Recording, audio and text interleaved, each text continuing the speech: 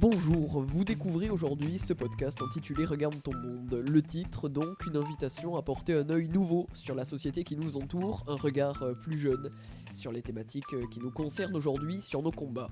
Nos grands-parents ont vécu dans ce que l'on pourrait appeler l'ancien monde, et je parle là du XXe siècle. Nos parents se sont rendus compte qu'il fallait agir, et nous, génération du début du XXIe siècle, nous devons réparer. Je pense bien sûr là au climat et à l'état dans lequel vous laissez notre planète, mais aussi à la condition des femmes, de la communauté LGBTQI+, de ceux qui dorment dehors, de ceux qui doivent quitter leur pays et que l'on accueille de la pire manière qu'ils soient. Nous évoquerons aussi ceux qui nous gouvernent, ceux qui sont assez cons pour vouloir reproduire les erreurs du passé, et plus généralement nous, humains, qui roulons bien au-delà des 80 km/h réglementaires sur la sinueuse route de notre existence. Je ne sais pas vous, mais je pense qu'à force de multiplier les sorties de route, on va réellement terminer dans le mur. Première émission donc, premier sujet en matière de notre combat, de notre affaire du siècle. Une jeune se mobilise, nous on l'adore, les responsables majeurs de nos problèmes écologiques actuels la détestent. Elle est attaquée sur tout et rien par des minables à la maturité d'un enfant de CE1 et encore. Elle se sacrifie pour tenter de porter notre parole et tenter de sauver notre maison et notre génération. Je vous promets qu'on restera quand même objectif pour parler d'elle. Elle s'appelle Greta Thunberg et pour tout ce qu'elle fait, je voudrais sincèrement lui dire merci. Autour de la table alors pour cette première émission, il y a tout d'abord Henri qui sera aux commandes de sa première cinéma sur le film de Jean-Pierre Jeunet, Le fabuleux destin d'Amélie Poulain. Roman qui sera aux commandes de sa chronique musique, on parle aujourd'hui de l'artiste Pomme. Et enfin Valentine nous accompagne et on y va.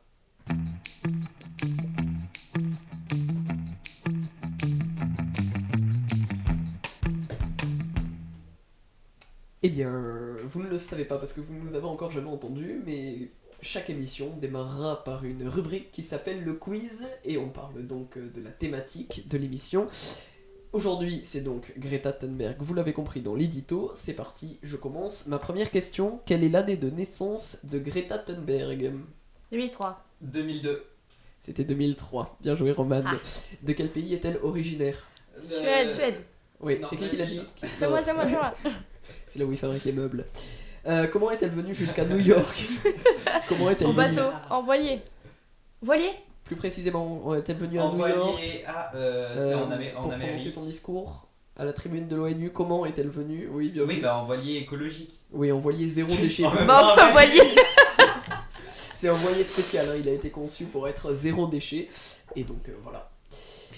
Pourquoi ce trajet a-t-il fait polémique ? Elle a dû être long. Merci Roman. Mais du coup. Personne n'a eu l'idée. Ce trajet a pas mal fait polémique hein, sur les réseaux sociaux et sur les Ouais. personnes qui détestent Greta Thunberg. Est-ce que vous avez une idée de Ils se sont pourquoi dit, oh là là, elle rate Parce les qu'elle a cours pas et fait le tout, retour et la pareil, meuf, non elle fait un voyage. Ah. Alors exactement, déjà elle n'a pas fait le retour pareil. En fait ce trajet il est avant tout symbolique. Le trajet retour pour ramener le bateau à bon port a été effectué par une autre équipe mais qui s'est rendue à New York en avion. C'est un échec. Voilà, et c'est le Super, fait, le en bilan fait, c'est le fait que Greta Thunberg ait agi pour le symbole et non pas pour la planète lors de ce voyage que la polémique a été créée. Attention, question suivante. Lors du sommet à l'ONU, elle croise Donald Trump, le président américain. Quelle a été sa réaction ? Alors là. Ça aussi, on l'a beaucoup vu sur les Tentative de réseaux meurtre. sociaux. Non, Je ne sais ok, pas. vous pouvez peut-être imaginer une réaction qu'elle aurait pu avoir. De l'énervement. Non. Elle savait pas qui c'était. C'est qui ce l'agressivité, je sais Simpson pas. réalité. Non, Personne. en fait, elle est d'abord écartée par les services de sécurité pour laisser passer Donald Trump. Elle est mise à l'écart dans le hall d'entrée. Et quand il passe, elle jette un regard haineux noir au président américain. Et avant de quitter la pièce, sans jamais le recroiser. Mais ce regard noir, il a été filmé par beaucoup de caméras et il a beaucoup tourné. L'image est quand même assez sympa à voir. On parle maintenant donc de son discours à l'ONU, c'est pourquoi elle est venue à New York. Que dit-elle lors de son discours ? Réponse A, vous avez volé mon enfance et mes rêves avec C'est vos ça qu'elle paroles a dit. vides de sens. Et réponse B, vous allez me voler mon avenir avec vos paroles vides de sens. C'est c'est la c'est A. une. La A, oui, tout à fait. Je la répète, vous avez volé mon enfance et mes rêves avec vos paroles vides de sens. Complétez cette phrase de Greta Thunberg. Nous sommes au début d'une extinction de masse et tout ce dont vous parlez c'est... L'argent. Ouais, d'argent. Oh, ouais. Et celui qui aura la suite de la phrase aura ma reconnaissance éternelle, Alors là. ou fin du moins pour les 3 prochaines minutes. Je sais pas. La suite de la phrase, vous l'avez pas, mais on va l'écouter. C'est parti. We are in the beginning of a mass extinction, and all you can talk about is money and fairy tales of eternal economic growth. Et comme on a 2 bilingues autour de la table, je vais en profiter. Valentine, Roman, est-ce que vous avez une idée de ce que... Ah, et moi, Bah moi oui. tu m'écartes. Genre. Fairy tale, bah oui, les contes J'essaye de même fées, et après elle a dit quoi? Alors là, il faudrait réécouter. Non, non. Alors en fait, ce qu'elle dit, c'est nous sommes au début d'une extinction de masse et tout ce dont Ouais, vous parlez, elle c'est dit d'argent, l'argent, du conte de fées, d'une croissance éternelle. Ah, oui. Question suivante. Greta est suédoise. Selon vous, quel est le jour du dépassement de son pays? Je crois qu'il est tardif. Ouais, la Suède, la Ou Suède c'est ça la va, Nu- je crois. Hein. C'est la Suède et la... La Norvège, c'est le C'est plus plus tard développé. Ah bon C'est celui qui, je pense, qui va le plus tard. Ah oui, oui. Mais la Et Suède doit Suède. être assez tardive aussi. La Suède. Ouais, octobre-novembre peut-être. Novembre, ouais. Novembre. Genre le 3 novembre. Bah, bien. c'est ce que j'avais dit aussi. D'accord. Eh ben écoutez, je dois vous avouer que vous êtes un peu nul. C'était le 3 avril en 2019. C'est Le très 3 très tôt. avril. En 2019, le jour du dépassement de son pays était le 3 avril. Selon vous, est-ce que ce jour donc du dépassement de la Suisse, qui était le 3 avril en 2019, il intervient... la Suède. J'ai dit la Suisse. Oui, D'accord, pardon. faut qu'on Donc, suit. Selon vous, ce jour du dépassement de la Suède, qui est le 3 avril, est-ce qu'il intervient avant ou après le jour du dépassement mondial? C'est avant. Avant, ouais. Oui, c'est avant. Et du coup, quel est le jour du dépassement mondial? C'était juin, en mai. juillet, non? C'était en mai là. Ah bon, cette année. C'était en mai, il me En semble. 2017. Ah oui, C'était- cette année. C'était super. C'était C'était pas tôt. 5 mai? C'était un peu plus tard quand même. En juin. C'était- Un peu plus tard encore. Juillet. En juillet, Ah ouais. voilà, je l'avais dit juillet. C'était fin juillet en 2019. On avait... Mais c'était peut-être en France que c'était plus tôt alors. Ouais. Ah oui, Oui, c'est oui, ça. c'est en Oui, parce France, qu'il il y était en avait mai. Jean-Michel, c'était pas Jean-Michel Blanquer, c'était le ministre de l'écologie. À qui était l'époque, là. ça devait être celui qui aimait pas trop le homard. Celui qui était Ah, allergique voilà. au homard, ouais. Oui, voilà. Oula. Ah, peut-être pas, il a On peut-être apprend déjà des changé. choses ici. De Rugy, c'est ça. De Rugy, ouais. Le homard, je n'aime pas ça. Allez, question suivante. On va y aller donc. Quel Français est allé jusqu'à inscrire dans la description de son compte Twitter, je le cite, anti-Greta Thunberg? Un rappeur. Non. Euh, C'est un fond- Nicolas Sarkozy. Non, c'est quelqu'un qui Un a Front fondé. National non plus, c'est quelqu'un qui a fondé quelque chose, un programme que vous connaissez tous. Scratch. Comme j'aime. Alors, non, enfin. on peut savoir de il faut- quoi il c'est faut le son programme nom, ou Il faut son nom. Oh. Bon, je vous donne deux propositions. Petit 1, est-ce Bernard Canetti, le fondateur du régime alimentaire Comme J'aime, qui vous promet qui vous promet de vous faire perdre du poids à vous comme à votre porte-monnaie, ou est-ce Laurent Alexandre, le fondateur de Doctissimo, ce site qui vous annonce qu'il vous reste 3 heures à vivre alors que vous avez une simple gastro? À votre Je avis, c'est pense lequel? que c'est Doctissimo. Ouais. La proposition. Laurent de- Alexandre, mais- donc vous pensez que c'est Laurent Alexandre? Eh ben, vous avez raison, oui, il a également taclé Greta Thunberg dans de nombreux tweets. Pour lui, pas besoin de taper ses symptômes dans Doctissimo, on sait déjà qu'il est con. Vrai ou faux, Greta Thunberg a prononcé cette phrase: vous dites que vous aimez vos enfants par-dessus tout, et pourtant vous leur volez leur futur devant leurs yeux. Moi je dirais vrai. Henri Ouais, c'est vrai. et Valentine? Ouais, également. Eh ben, C'est c'est vrai, on l'écoute. You say you love your children above all else, and yet you're stealing their future in front of their very eyes. Voilà, bon bah c'est la preuve que c'était vrai, les bilingues ont pu I le vérifier. understood. Le même type de question, vrai ou faux, Greta Thunberg a prononcé cette phrase: pensez-vous à nous qui allons devoir sacrifier notre avenir à cause de vous qui n'avez rien fait? Oui, je crois Oui, aussi. ça lui ressemble. Il me semble. Ouais. Eh ben Je non, pense aussi que ça veut- Ah c'est merde. faux. Mais c'est vrai. C'était C'est vrai, inventé C'est par... une phrase de ton invention. Oui, ça vient de mon cerveau. On continue avec... Ah, lui j'avais hâte de le dire. On continue avec Nicolas Sarkozy. Que dit-il au sujet de Greta Thunberg? Qu'elle a un problème de faciès. Non, pas exactement. Mais il y a quelque chose. Je sais pas. Attention. Il se moque en disant oui, notre cher et tendre ami. Il y a quelque chose comme ça, oui. Alors, petit A, dira-t-il Je crois qu'elle est si jeune, si directe, si agressive, ou petit B, si souriante, si sympathique, si Bah, originale? C'est la Petit deuxième. La B. baie. Exactement. Alors, on va l'écouter d'abord, Monsieur Sarkozy. Cette jeune Suédoise si sympathique et si souriante.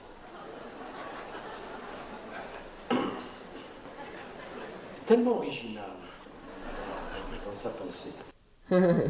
C'est vrai, il se marre beaucoup hein, autour, hein, on s'amuse.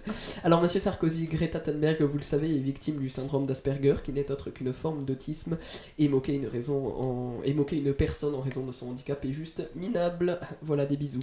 On continue. Quelle phrase n'a pas été prononcée au sujet de Greta Thunberg ? L'écologie est un sujet trop important pour être laissé aux mains d'une adolescente. Greta Thunberg est aussi ridicule que le combat qu'elle mène. Ou bien, elle a 16 ans, elle ferait mieux d'être à l'école. Pas été prononcé. Ouais, quelle est la phrase Il y en a une que j'ai inventée moi, laquelle c'est La dernière. Ah ouais? Moi j'aurais dit Elle a 16 ans, elle ferait mieux d'être à l'école. J'aurais dit la première. Ah bon? Henri Moi, dit j'aurais dit la l'écologie est un deuxième, sujet moi. trop important pour être laissé aux mains d'une adolescente. Et Valentine, la deuxième. Non, c'est moi la deuxième et Valentine la troisième. Bon, en gros, tout le monde en a une différente. Alors, Henri a faux. La première citation que j'ai évoquée est de Paul Godefroux, ou Godefroux. Ça vous étonnera peut-être, mais c'est un éditorialiste du Figaro. Et ça date de juillet 2019. Et la troisième est de Florian Philippot, un ancien proche de Marine Le Pen, qui a aujourd'hui pris ses distances pour fonder son propre mouvement. Et il déclarait cela sur France Info en août 2019. Qui c'est qui avait dit que c'était la deuxième ? Bah, c'est Roman qui a gagné. On continue, attention, qui a déclaré cela ? Je trouve lamentable que des adultes s'inclinent aujourd'hui devant une enfant. Je crois que l'écologie mérite mieux. Vous avez vu, je me suis un peu amusé à trafiquer la voix. C'est plutôt rigolo. Gollum. C'est ça. Alors, à votre avis, qui est-ce que c'est ? Qui est-ce ? Franchement. Bon, je vais sais vous pas. donner des propositions. Attends, Est-ce- qui part comme ça? Zemmour. Je trouve ça ridicule. Alors, je vous propose, est-ce une traduction d'un discours de Donald Trump enregistré par ma voix que j'ai modifié ? Est-ce Nicolas Sarkozy ? Est-ce Michel Onfray, qui est considéré comme un grand philosophe français ? Ou est-ce Alain Finkielkraut, également Bah, c'est considéré... Finkielkraut. Effectivement, c'est Alain Finkielkraut, le même qui avait déclaré que ce n'était pas comme ça qu'il avait envie de voir des femmes au sujet du football féminin. D'accord. Encore un bisou à toi. On continue, on parlait de Michel Onfray tout à l'heure, que je l'ai dit, hein, il est Il est considéré... pas fait, Michel. Oui, allez. Il est considéré comme un grand philosophe français. À quoi a-t-il comparé Greta Thunberg ? Allez, des Un animal propositions. ou quoi? Non, Un objet il a comparé Greta Thunberg à des réponses. Je ne sais pas. Allez, je vous fais C'est un encore- objet, c'est un adjectif, c'est. Je aux devinettes. Non, il l'a comparé. Alors je vais vous donner des propositions. Ouais, vas-y. Parmi les propositions que je vous ai données, il faut savoir que Greta Thunberg a subi les 4 de ses critiques, mais il n'y en a qu'une qui a été énoncée par Michel Onfray. Vous me D'accord. suivez ? Alors la première, il l'a comparé à un tyran de 16 ans, à une illuminée, à un cyborg ou à une sadique. Cyborg. Une illuminée. Et Henri, Cyborg. c'était le cyborg, oui. Ah. Et ouais. M'étonne pas. Ouais, on a des philosophes intelligents quand même en France. Hein. Alors, en quoi ce combat est très important pour nous et pour Greta Thunberg ? On continue dans la suite de l'émission. C'est tout de suite, vous écoutez Regarde ton monde.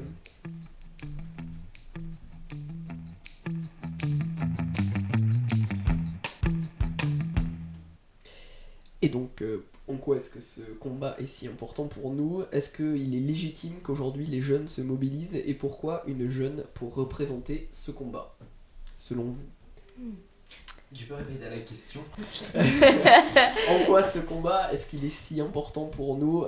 Est-ce que c'est légitime de notre part de nous mobiliser ? Et pourquoi est-ce qu'on a choisi une jeune et pas une personne de 80 ans pour nous représenter dans ce combat ?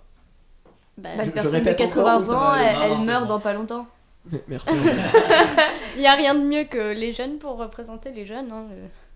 Et puis la génération qui arrive, quoi. C'est la génération qui a baigné dans ça, qui est née dans les problèmes. Et je pense qu'il n'y a rien de mieux qu'un jeune pour comprendre et utiliser les bons mots pour nous Voilà. représenter. Pourquoi c'est notre génération qui a baigné là-dedans, justement ? Parce que c'est là qu'on a vu l'émergence de tous ces problèmes, qu'on a commencé à prendre conscience. Bah, l'émergence, ça fait des années que Mais les ouais, voilà, scientifiques les on a alertent commencé problèmes sur le viennent problème. d'avant et maintenant ça arrive vraiment dans un... Ça, c'est vraiment un sujet d'aujourd'hui dont on parle beaucoup. Et même si les politiques en parlaient peut-être un peu avant, mais maintenant ça devient vraiment un vrai problème. Henri, Donc, est-ce que tu penses que c'est légitime enfin, est-ce que tu trouves ça déjà normal que ce soit une ado qui soit aux commandes de ça ? Bah alors, moi je trouve que qui de mieux que les jeunes pour représenter les jeunes, hein, surtout que c'est principalement notre génération qui va être impactée et les générations futures qui vont être impactées par le désastre écologique. Et donc, c'est important que si les adultes ne prennent pas conscience et ne font pas quelque chose pour à tout prix améliorer le dérèglement climatique, si on n'est pas entendu, il faut que ça vienne de nous. Et en quoi est-ce que tu penses que est-ce que vous pensez que Greta Thunberg elle est légitime pour nous représenter à tous? Du moins, elle a le mérite de s'être prononcée toute seule. Alors, est-ce qu'elle est légitime? Est-ce qu'elle est représentative de toutes les classes sociales? Non, je ne crois pas. Mais au moins, elle a le mérite d'avoir fait quelque chose. Quoi. Et puis les revendications, les convictions sont tout à fait légitimes. Donc, Et il n'y a pas que il n'y a qu'à lire les rapports du GIEC. Le GIEC, c'est le groupe d'experts intergouvernementaux sur l'évolution du climat. Donc le climat est étudié par le GIEC depuis les années 90 et ça étudie surtout les impacts des activités des humains sur la planète. Et ce GIEC nous alerte en continu sur des phénomènes qui arrivent sur notre planète par notre faute. Les prédictions font assez peur. La montée des océans et des mers, la hausse des températures à cause de l'effet de serre, et cela montre aussi un énorme impact sur la qualité de l'air, les déplacements de la population, la production, qu'elle soit alimentaire ou d'objets, c'est assez dramatique. En bref, l'impact de tous les problèmes est assez inquiétant, surtout pour nous, toute la jeune génération qui est en train d'arriver. Alors, Greta Thunberg, on l'a vu, hein, elle est très critiquée, mais elle est aussi adorée.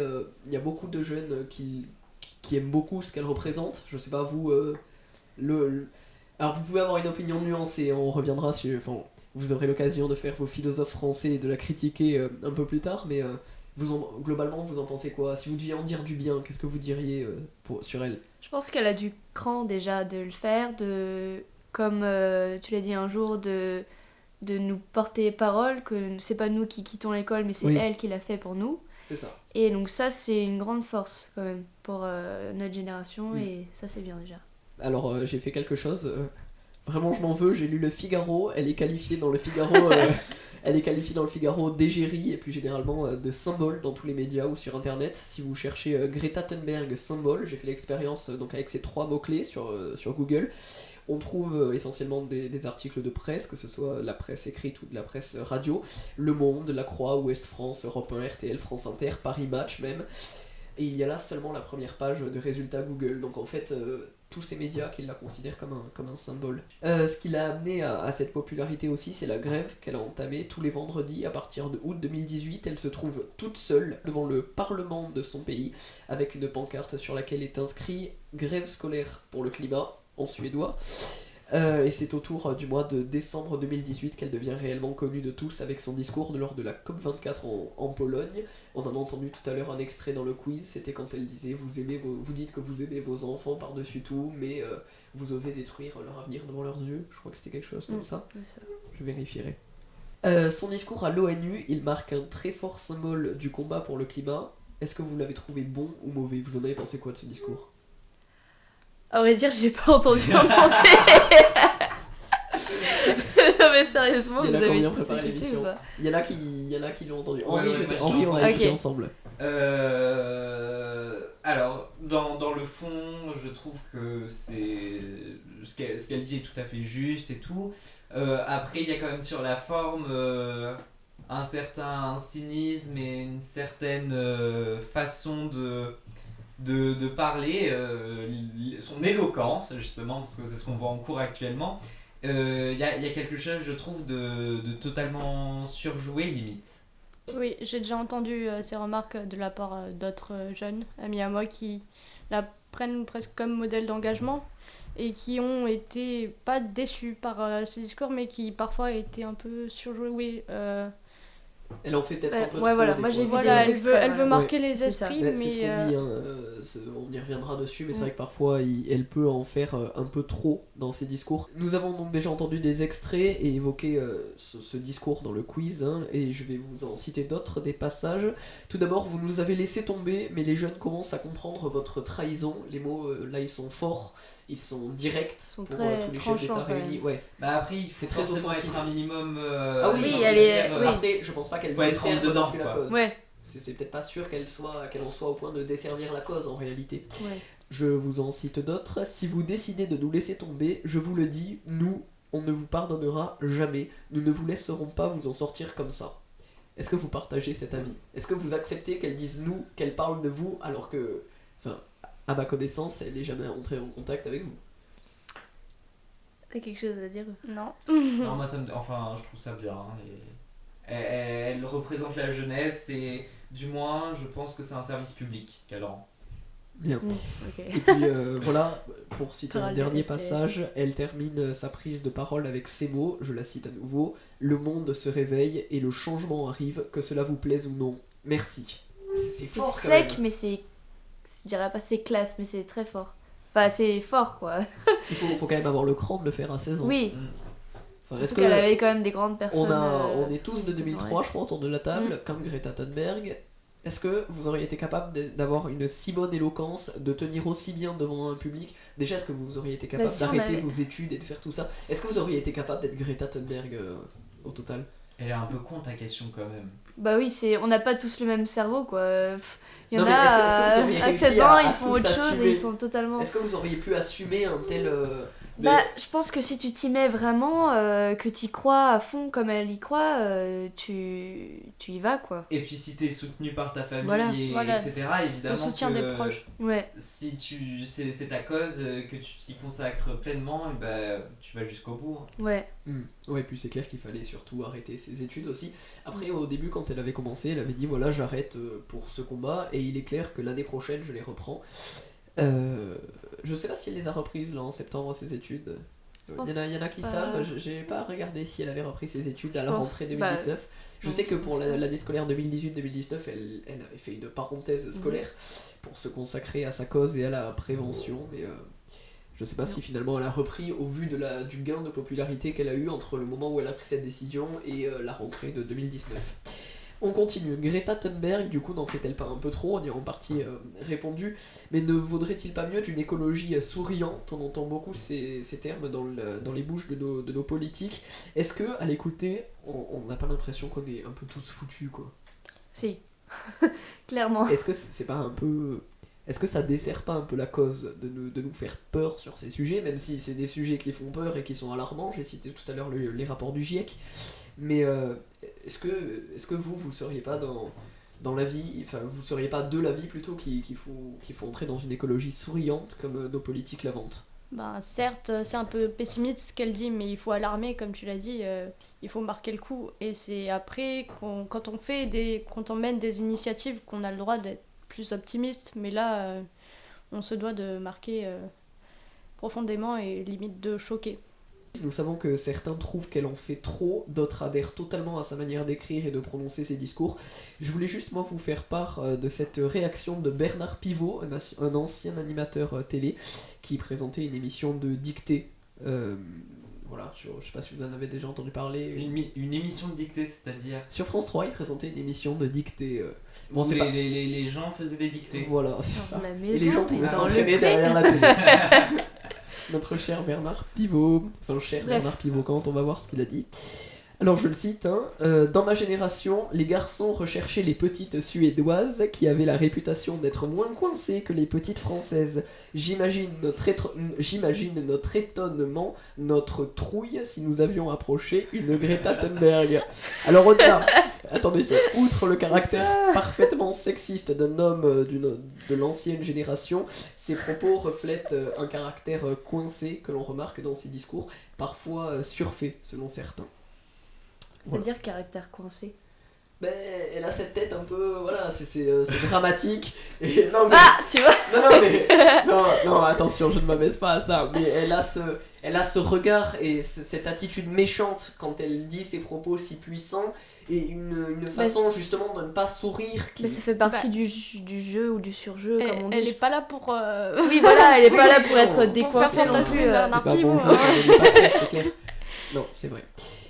Les politiques parlent beaucoup donc d'une écologie souriante, je venais de vous le dire. En fait, ce serait trouver un équilibre entre montrer le danger de ce qui se passe et ce qui se passera plus tard sur cette planète, mais ne pas non plus effrayer tout le monde et ne pas présenter la chose comme une fatalité, parce qu'en fait en nous faisant peur, c'est vrai que quelque part il y en a beaucoup qui voient ça comme quelque chose comme Et une puis qui fatalité. lâchent, quoi, ils veulent Ouais, plus voilà, écouter, bon ben voilà, de toute façon c'est fait, on finira tous Ouais. par mourir un jour, on l'entend quand même, même parmi les jeunes.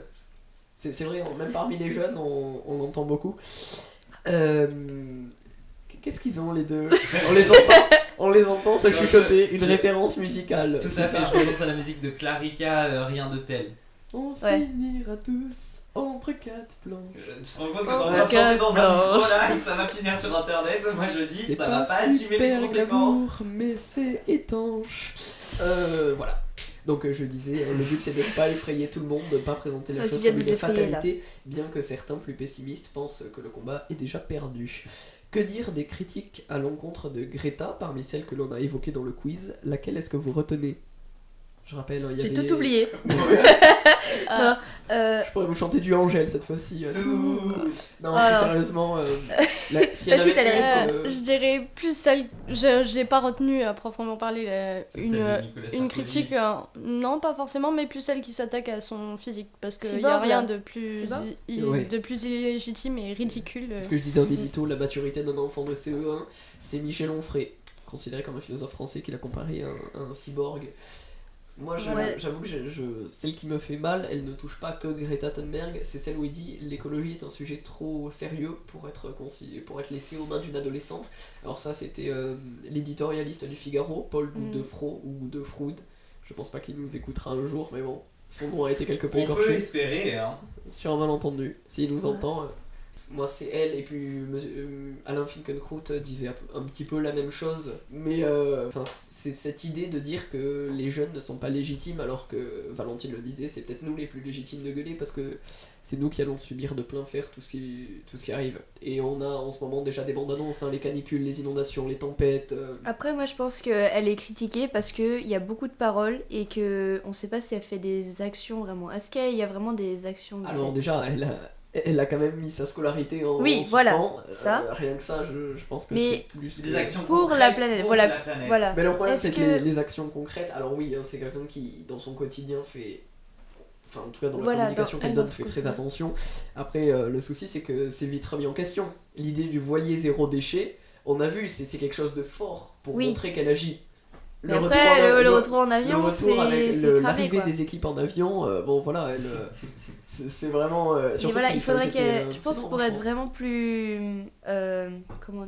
Comment on dit Ah, je sais pas, je suis pas dans ta tête. Pas universel, mais accepté par beaucoup de monde. C'est Ouais. vraiment si elle. Ah, c'est quelqu'un de mondialement connu, c'est Oui, clair. oui, c'est- mais voilà, justement, maintenant qu'elle a la notoriété, entre guillemets, si elle s'entoure des bonnes personnes assez puissantes ou je ne sais pas, capables de faire un projet qui, vraiment à la longue, changera quelque chose, quoi. Arrête de faire rire. On rit, c'est pas gentil. On l'a vu aux côtés de Barack Obama notamment. Hein, on l'a vu serrer la main avec Barack Obama. Ah ouais, Discuter- Mais ouais. Ils ont discuté un petit moment dans une salle. C'est bizarre ce que je dis.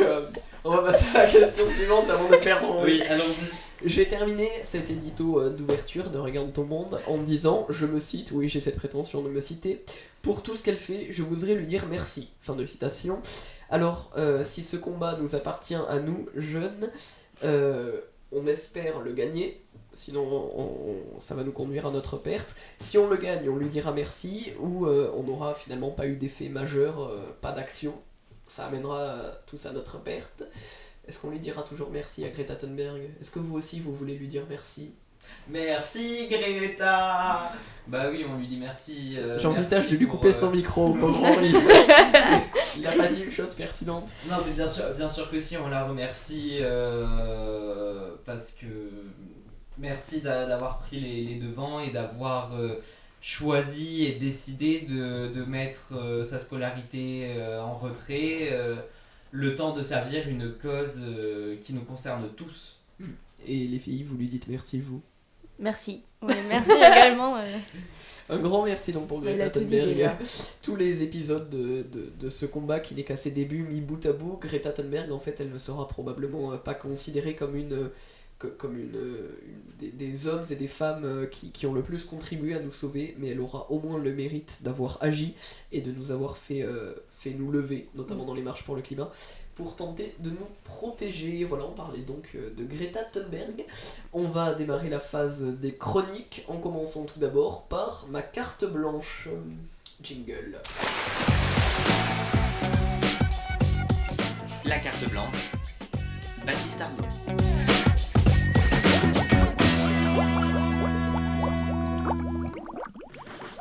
Alors, le combat de Greta Thunberg dont on parle est aussi le nôtre, c'est notre affaire du siècle. Je voulais alors vous parler d'un texte de Fred Vargas, qui est une écrivaine. Ce texte a été écrit en 2008, mais il est toujours d'actualité aujourd'hui, si ce n'est pas même plus.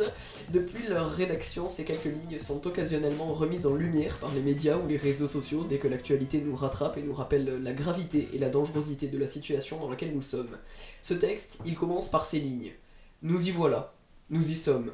Depuis 50 ans que cette tourmente menace dans les hauts fourneaux de l'incurie de l'humanité, nous y sommes, dans le mur, au bord du gouffre, comme seul l'homme sait le faire, avec brio, qu'il ne perçoit la réalité que lorsqu'elle lui fait mal.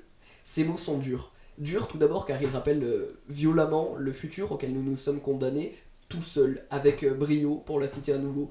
L'ensemble des catastrophes qui se produisent aujourd'hui semble n'être qu'un échantillon de ce qui va nous arriver, une suite potentiellement tragique avec l'extinction de nombreuses espèces, la montée des océans, un air irrespirable, plus de forêt car on aura tout coupé, et une croûte terrestre en plastique car on ne se sera pas donné les moyens de changer la mise, car nous, humains, auront été trop bêtes pour changer, en préférant le confort et la facilité. Mais voilà que nous sommes avertis, et cela, Fred Vargas le rappelle largement. Je la cite. Franchement, on peut dire qu'on s'est bien amusé.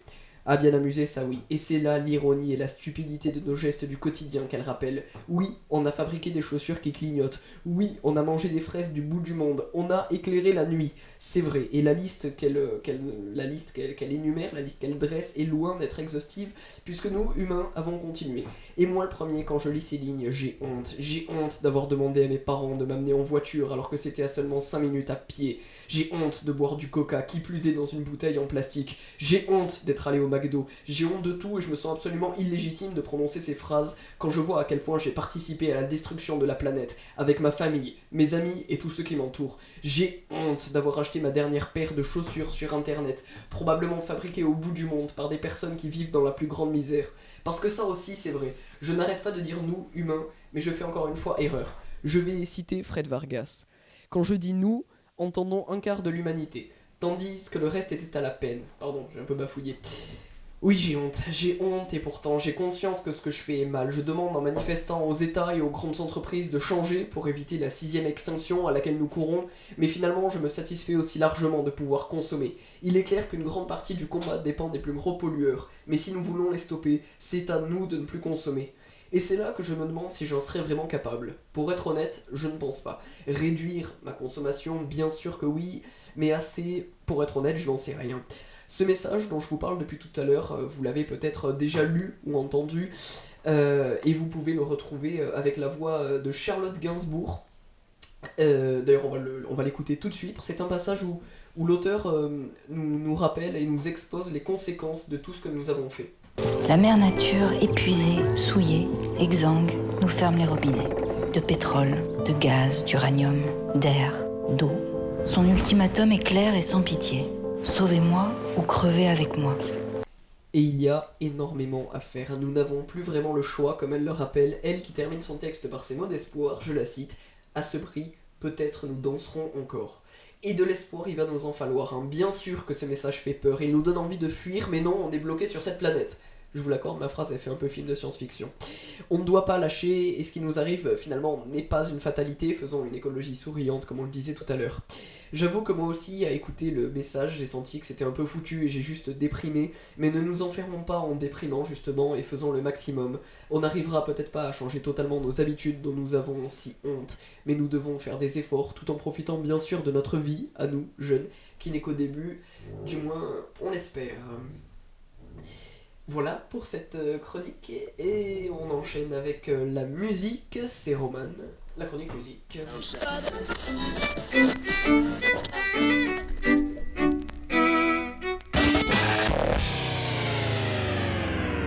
C'est l'instant chronique musique par Roman.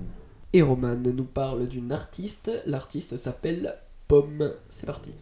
Eh oui, mes pommes, c'est ça. Mes nuits blanches ne sont pas blanches, à peine claires, semées d'étoiles, petits trous dans la toile étanche, triste strass sur le voile, et moi envoûtée de ténèbres, je passe des heures infinies à... C'était donc un extrait des gens qui rêvent, du premier album de Pomme à peu près. C'est un album, à l'image de son artiste, assez calme et acoustique. La voix est accompagnée principalement de guitare sèche, piano et d'un peu de violoncelle qu'elle a elle-même étudié lorsqu'elle avait 8 ans. Les paroles parlent surtout de choses quotidiennes, d'amour. Elle a sorti, 2 ans après, en novembre 2019, Les Failles, donc il y a quelques jours. J'ai écouté le deuxième album et à vrai dire, je ne les ai pas trouvés si différents, à part peut-être le fait que l'orchestration soit un peu plus minimaliste, incluant guitare et synthé, et que l'album complet paraisse moins solaire que le premier. Les paroles sont à peu près orientées vers les mêmes sujets que celles du premier album.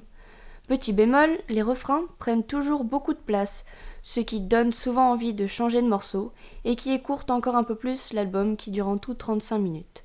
Cependant, si vous avez besoin d'une petite demi-heure pour décompresser avec quelque chose de doux dans les oreilles, ne vous ferez pas de coton-tige, plutôt allez écouter l'album de Pomme. Merci Roman pour la chronique musique. Et lui, il l'attendait depuis un moment. Ça fait un moment qu'il me parle du moment où il va pouvoir lancer son jingle et commencer à parler dans le micro. C'est Henri pour la chronique cinéma. Le 3 septembre 1960. Il s'appelle juste Leblanc. Ah bon, il a pas de prénom. C'est moi que tu parles comme ça, ouais. Bah maintenant, elle va marcher beaucoup moins bien, forcément. J'adore son jingle. Je pense que je vais l'écouter en boucle. Henri, donc on parle d'un film qui te tient en plus à cœur, tout comme cette chronique cinéma. C'est un film de Jean-Pierre Jeunet que tu adores. Ça s'appelle Le fabuleux destin d'Amélie Poulain. Tout à fait. Eh ben, j'y vais. Montmartre, 1973. Une couleur chaleureuse, vintage, un univers merveilleux. Paris sans crotte de chien. Paris, capitale de la bienveillance. Aujourd'hui, j'ai décidé de vous replonger dans le fabuleux univers créé par Jean-Pierre Jeunet, le réalisateur du film. Vous l'aurez compris, je parle bien du film Le fabuleux destin d'Amélie Poulain. Le 3 septembre 1973, à 18h28 et 32 secondes, une mouche bleue de la famille des Calliforidés, capable de produire 14 670 battements d'ailes à la minute, se posait rue Saint-Vincent, à Montmartre. À la même seconde, à la terrasse d'un restaurant, à 2 pas du moulin de la Galette, le vent s'engouffrait comme par magie sous une nappe, faisant danser les verres sans que personne ne s'en aperçoive. Au même instant, au 5e étage du 28 de l'avenue Trudaine, dans le 9e arrondissement, Eugène Colère, de retour de l'enterrement de son meilleur ami Émile Maginot, en effaçait le nom de son carnet d'adresses.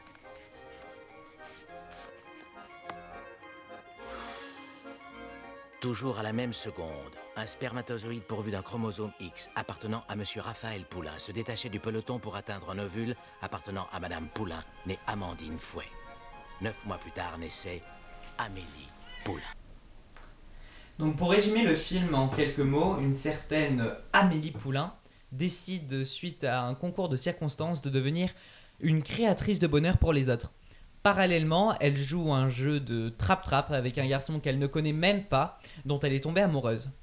Donc là, vous venez d'entendre la voix narrative de André Dussolier. C'est là un choix très audacieux du réalisateur. C'est assez rare quand même d'utiliser ce genre de technique narrative à ce point pour un long métrage. Pourtant, cette voix aussi merveilleuse que l'univers du film légèrement décalé nous permet de prendre du recul sur l'immensité du monde et de s'attarder sur les petites choses poétiques de la vie quotidienne. Amélie a soudain le sentiment étrange d'être en harmonie totale avec elle-même. Tout est parfait en cet instant. La douceur de la lumière, ce petit parfum dans l'air, la rumeur tranquille de la ville. Elle inspire profondément et la vie lui paraît alors si simple et si limpide qu'un élan d'amour, comme un désir d'aider l'humanité entière, la submerge tout à coup. Parisien, on a dit ? Vraiment ? Les Parisiens voient-ils vraiment cela ? Bah il me semble. Non, moi je crois que non. Vous me direz, c'est rare quand même de voir ces choses-là.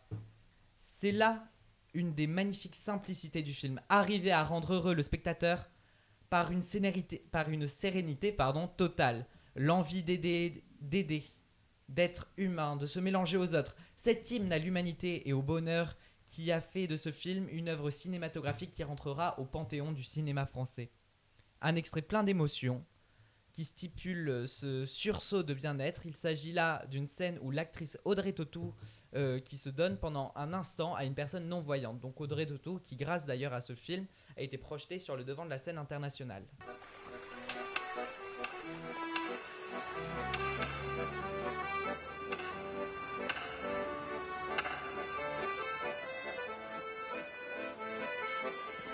Venez, je vais vous aider. On descend et hop, c'est parti. Là, on croise la veuve du tambour de la fanfare. Elle porte la vareuse de son mari depuis qu'il est mort. Attention, hop. Tiens, l'enseigne de la boucherie Chevaline a perdu une oreille. Ce rire, c'est celui du mari de la fleuriste.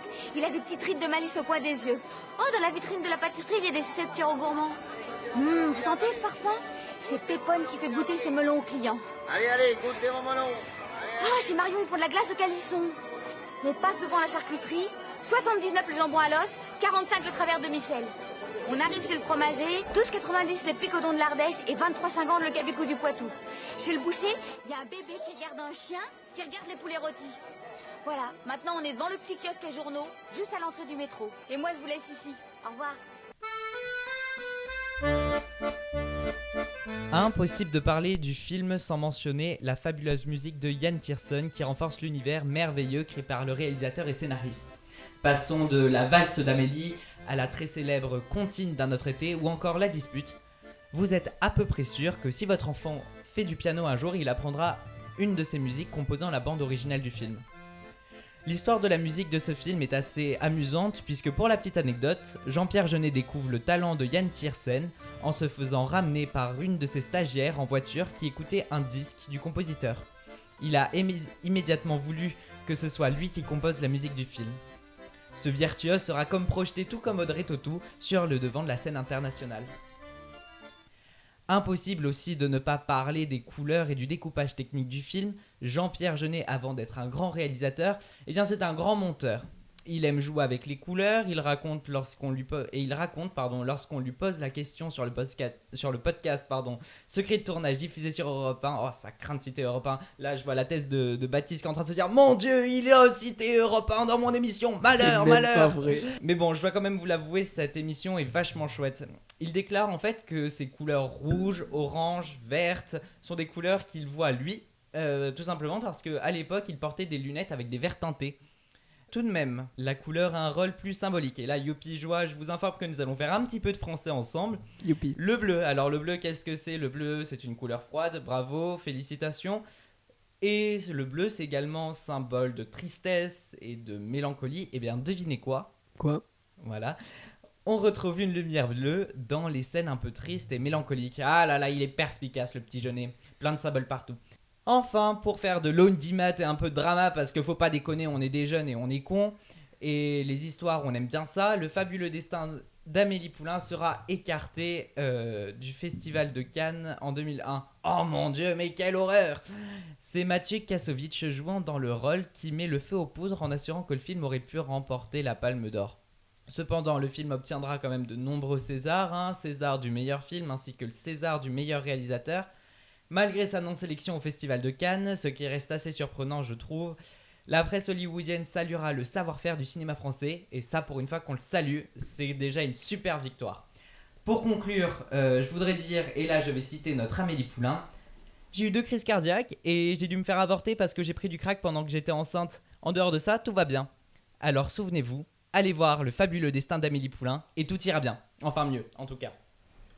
Alors allez le voir, ça va être compliqué parce que ça fait un petit moment qu'il n'est plus en salle à mon avis, mais oui, c'est à voir en DVD par exemple sur votre télé bien au coin du feu cet hiver. Ou sur un site illégal de streaming. Ça c'est toi qui vois. Ben voilà, on arrive à la fin de cette émission et de ce premier numéro de Regarde ton monde.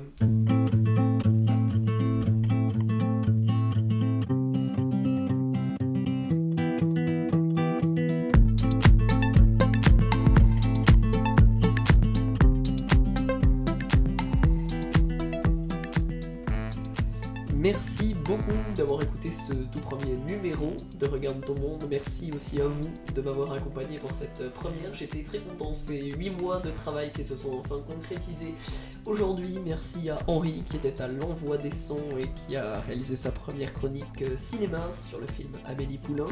Merci à Roman qui était aux commandes de sa chronique musique. Et à Valentine pour nous avoir accompagnés et parler de Greta Thunberg. Et merci à Baptiste Arnaud à la préparation de cette émission, à la réalisation et à la coordination. La prochaine fois, nous parlerons des médias et de comment est-ce que nous, jeunes, voyons ces médias et abordons la question des réseaux sociaux, des fake news et tout cela. Merci beaucoup et à bientôt.